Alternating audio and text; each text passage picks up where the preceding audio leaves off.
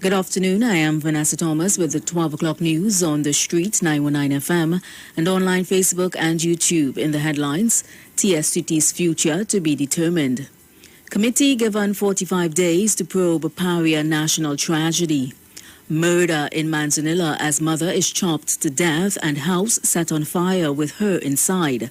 And internationally, Australian cricket legend Shane Warne dies. And now the news in detail. An inter-ministerial team has been charged with determining the future of the telecommunications services of TNT. On Thursday, Energy Minister Stuart Young said the government's plan is to determine how to move forward with TSTT. Young said that it was premature at this stage to determine whether the government intends to divest its shares of the company. He said the government will look at the best way forward for TSTT and what is best for the taxpayers. Young assured that the union would be part of the discussions going forward. Government currently owns 51% of TSTT, while Cable and Wireless own the minority 49% shares.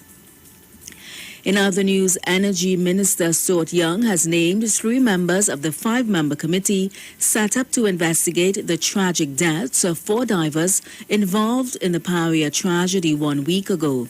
They are Attorney Shiv Sharma, Chairman, Engineer Eugene Tia, and Subsea Specialist Gregory Wilson.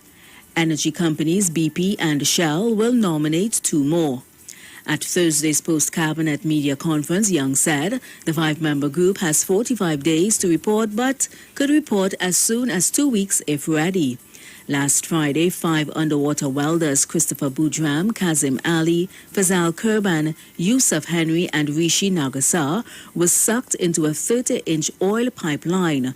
1 diver was rescued alive, the others sadly died. A mother celebrating her 7-year-old son's birthday yesterday was chopped to death and the house she was in set on fire. Patricia Phillip, originally of Enterprise, had recently started a relationship with another man in Manzanilla. Around 5 p.m., the woman's husband confronted the other man who ran off to the police station. He informed the police that he heard an explosion and then saw the house on fire. The suspect, meanwhile, later walked into the Chaguanas police station and told officers that he had chopped his wife and burnt the house down in Manzanilla with her in it. The little boy was seen wandering at the Manzanilla stretch.